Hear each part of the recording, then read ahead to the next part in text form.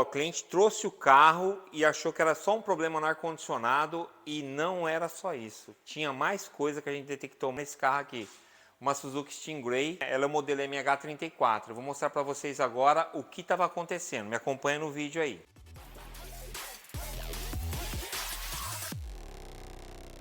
Mais um vídeo, mais uma dica para vocês que acompanham sempre as publicações aí da Impulse Veículos de Toyohashi. Hoje eu vou dar uma dica muito interessante para vocês. O cliente trouxe o carro para a loja e ele relatou para a gente o seguinte, que quando ele estava andando com o carro já faz bastante tempo que ele tem o carro, ele é de uso exclusivo dele para trabalhar, que ele tem um carro grande também, e ele falou que ele estava andando com o carro, simplesmente o ar-condicionado parou de funcionar. Ele trouxe o carro para a gente, foi verificar, a gente foi colocar os equipamentos para poder fazer o teste, a gente coloca o manômetro para ver como está a pressão de gás, enfim, no sistema do ar-condicionado, e a gente verificou o quê? Que o problema não estava vindo de carga de gás, que tinha pressão no sistema, tinha gás, né, no sistema, e que o problema estava vindo do compressor. Então é interessante, quer ver? Ó, eu vou mostrar para vocês.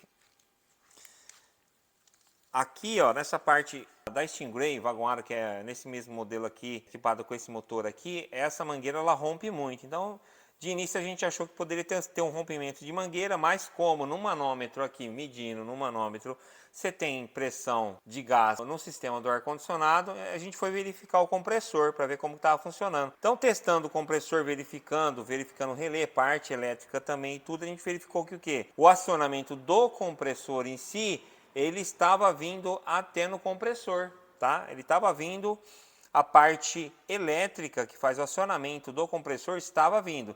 Então, o que isso quer dizer, né? Na maioria das vezes, que você tem, né, ele alimentado com 12 volts para fazer o acionamento da embreagem eletromagnética, né? Que é feita na maioria dos compressor convencional. E a alimentação estava vindo, o acionamento estava acontecendo quando ligava o AC dentro do carro, só que não estava acionando a parte da embreagem eletromagnética. Então a gente verificou o quê? Que a gente tinha um problema na parte da embreagem aqui, tá? Essa parte da embreagem aqui, a gente verificou que ela sofreu um superaquecimento, pode ser rolamento, enfim, ela fritou aqui, ela queimou. Então essa parte do compressor aqui não teve jeito. A embreagem, como uma peça muito cara de se trocar também, nova, original, a gente optou por fazer a troca do compressor, o cliente deu ok para fazer a troca do compressor. Mas aí é que está o problema. Por que isso aconteceu? Por que fritou a embreagem do compressor? Tem que ter uma lógica. Por que isso aconteceu? Ela não acontece do nada. E a gente verificou essa mangueira, você pode ver que ela até tem diferença de coloração. Linha de baixa, linha de alta, ela tem uma diferente coloração. Essa mangueira aqui já foi trocada. O que aconteceu provavelmente, né? A gente foi testar o restante do sistema do ar-condicionado, que também tem a ver com a parte de arrefecimento do motor, e a gente verificou que a ventoinha do ar-condicionado, a ventoinha aqui, ó, a gente já trocou ela agora, a ventoinha também estava queimada, ela não estava funcionando. Quando você testando ela também, testando aqui, estava vindo corrente, ela estava sendo alimentada também por 12 volts, só que ela não estava rodando. Quando você tentava fazer com a mão, ela começava a pegar o embalo e parava. Por quê? Problema de escova, parte interna da ventoinha. Não tem reparo, também tem que trocar. Então, provavelmente, o que aconteceu nesse caso aqui foi que provavelmente ele superaqueceu o gás trabalhou e superaqueceu o compressor também, provavelmente, tá? Uma probabilidade também, né? E essa parte do compressor aqui, ele trabalha com rolamento blindado na parte da polia boba aqui, também fritou também, queimou e acabou perdendo a embreagem do compressor. Então não compensa trocar o compressor. Como o compressor, na maioria das vezes, com um compressor novo, né, da linha da Suzuki, pegar zero, é caro, ou recondicionado dependendo do valor, o cliente opta, aí fica a critério do cliente também. A gente conversa com o cliente, passa o problema para ele e fala para ele o que ele quer fazer também, dá as opções. Ele tem a opção de pôr uma peça usada, pôr uma peça recondicionada, dependendo do caso, ou uma peça nova. Só que na maioria das vezes a pessoa opta ou por usada ou por recondicionada, que recondicionada tem garantia. Já na usada não tem garantia. Então aqui nesse caso aqui, o diagnóstico desse carro foi o quê? Compressor, né? Ele parou de funcionar, parou de acionar o magneto, a gente não tem jeito, isso aqui tem que ser trocado.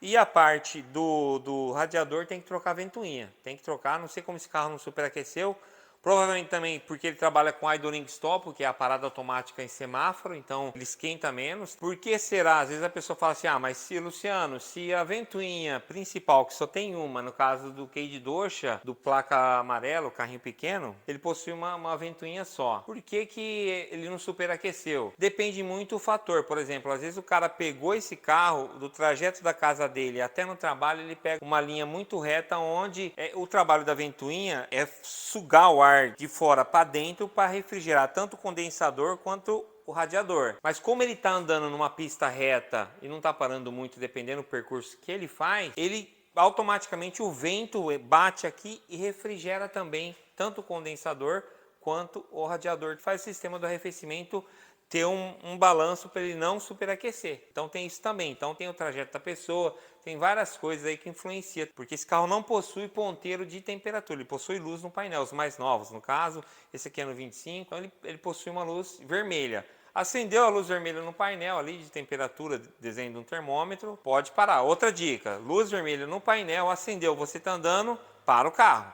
Luz amarela é advertência, também você pode parar o carro, mas você pode encostar em algum local seguro para você poder verificar. Mas luz vermelha, nunca se esqueça, luz vermelha no painel é perigo grave, no caso, e luz amarela é advertência, menos grave, né? Então, essas duas coisas é importante a pessoa que dirige o carro, mesmo que não entende nada de mecânica, que não entende nada de manutenção, acendeu luz vermelha, não é bom não, pode ser temperatura, aí você pode perder o motor, ter uma queima de junta de cabeçote e tudo mais.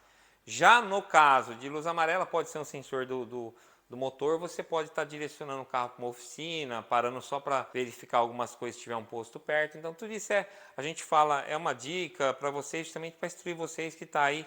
Às vezes tem muita gente que acompanha a página da Impulse Veículos aí para buscar sempre informação de manutenção, para ter mais noção de mecânica, enfim, para poder ter o carro dela e de repente, né, saber o que tem que fazer. Muitas vezes a pessoa acaba pegando uma noção também, luz amarela, luz vermelha, enfim, manutenção preventiva, corretiva, enfim, bastante coisa a pessoa consegue absorver, né, graças aos vídeos que a gente procura fazer para vocês, tá bom? Mas voltando à história do carro aqui, o problema desse carro aqui no diagnóstico é ventoinha do radiador queimada e o compressor que vai ter que ser trocado. Aí na troca do compressor, a gente vai fazer, logicamente, a dosagem exata de óleo do compressor. Muito importante também, gente, na grande maioria, você vai fazer a manutenção do ar-condicionado, não faz só repouso. Coloca gás. Às vezes a pessoa chega, às vezes ela chega até aqui na loja, fala assim para mim assim, ô Luciano, eu quero só colocar gás, quero colocar gás. Porque ele não entende.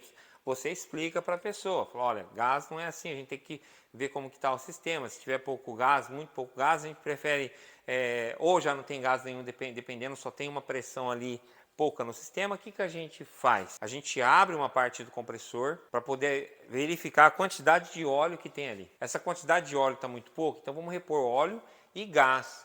E aí, começando do zero, uma reposição de gás e óleo, você consegue fazer um vácuo no sistema certinho, faz o vácuo, você vai puxar todo o oxigênio que tem dentro do sistema do ar-condicionado, preparar o sistema do ar-condicionado para receber o gás e o óleo. Aí seu sistema do ar-condicionado seu vai funcionar e vai performar da melhor maneira possível. Esse é a forma mais correta que você pode estar fazendo no sistema do ar-condicionado. Então, muito importante a pessoa também saber que quando você vai fazer seu gás, abaixou o nível de gás, pode ter um vazamento, mas é um micro vazamento. E de repente, esse vazamento, esse micro vazamento, ele vai de um ano para o outro ano, então ele demora muito tempo. Então você pode verificar se quiser, mas a pessoa prefere repor o gás. Quando vai fazer a reposição de gás, se tem vazamento no sistema do ar-condicionado, repõe-se também o óleo de compressor. Muito importante.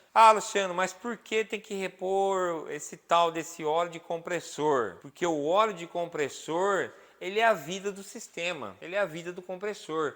Porque a parte do compressor aqui, ele é lubrificado pelo óleo que circula junto com o gás. Então, as partes internas do compressor, que é uma bomba, o compressor deixa de ser uma bomba, que vai bombear o gás, ele lubrifica. Sem só o gás, no gás não tem o óleo. Então, você tem que repor o óleo e o gás para você ter uma vida longa no compressor. Acontece, muitas vezes, a pessoa repõe o gás e deixa o óleo. O que acontece com o compressor? O compressor quebra. Quando ele quebra, o que acontece na maioria das vezes? Ele solta uma limalha no sistema inteiro. Então, a partir daí, quando acontece isso, que o cliente vem trazer para a gente tem que fazer o quê? A gente tem que avaliar o compressor, desmontar o compressor. Soltou limalha, vai ter que trocar compressor, vai ter que trocar condensador, porque você tem um filtro aqui dentro aqui, esse filtro ele retém toda a parte de limalha aqui também. Vai ficar aqui e você vai fazer uma limpeza no sistema, vai ter que trocar a válvula vaporizadora. Então, em vez de você fazer a manutenção do ar-condicionado, você vai aí você vai fazer uma manutenção grande, onde você vai ter que trocar 3 tipos de peça: compressor, condensador e válvula expansora, né, no caso. E aí vai ficar cada mão de obra e peça também. Então, assim, é aconselhável, nunca se esqueça, faça manutenção no seu ar-condicionado. E nesse caso dele aqui, olha, ele veio fazer a manutenção do ar-condicionado, a gente já identificou que a ventoinha estava ruim, a ventoinha está queimada, então evitou dele ter um problema mais grave de queima de junta de cabeçote e tudo mais. Então aqui não falo, sempre é importante, olha, vem fazer uma revisão, nunca esqueça que a revisão e a manutenção, quando a gente fala manutenção preventiva, quando você vem fazer uma revisão preventiva, por exemplo, você vem para justamente se prevenir de que algo possa acontecer no seu carro. E a manutenção preventiva também, você faz ela preventivamente para evitar que quebre algo e traga algum transtorno para você na estrada em algum local. Então nunca se esqueça, revisão preventiva, manutenção preventiva.